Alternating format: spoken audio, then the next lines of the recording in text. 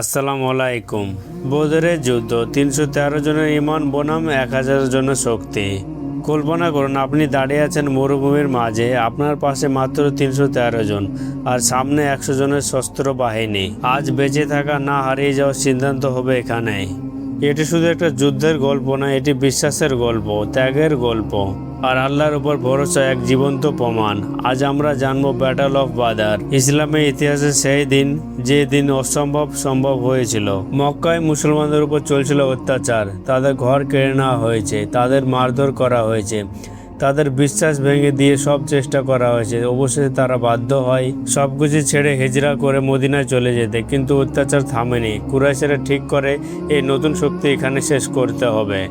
একদিকে মুসলমানরা মাত্র ৩১৩ জন, কম অস্ত্র, কম শক্তি, অন্যদিকে একটি বিশাল বাহিনী, প্রায় ১০০০ সৈন্য, সম্পূর্ণ প্রস্তুত যুদ্ধের জন্য। এটি ছিল শুধু যুদ্ধ না, এটি ছিল সত্য বনাম শক্তির লড়াই। যুদ্ধের আগের রাতে মোহাম্মদ সাল্লাল্লাহু আলাইহি সাল্লাম হাত তুলে দোয়া করছেন, হে আল্লাহ, আজ যদি এই ছোট দলটি হারিয়ে যায় তাহলে এই পৃথিবীতে তোমার নাম নেওয়ার মতো কেউ থাকবে না। তার চোখে ছিল অশ্রু, তার হৃদয়ে ছিল উম্মতের জন্য ভালোবাসা। সকালে যুদ্ধ শুরু হলো, ধুলা ঢেকে গেল আকাশ, তলোয়ারের শব্দ, চিৎকার, উত্তেজনা। কিন্তু কিছু একটা বদলে যাচ্ছিল। মুসলমানদের মনোবল বাড়ছিল আর শত্রুদের মনে ঢুকছিল ভয়।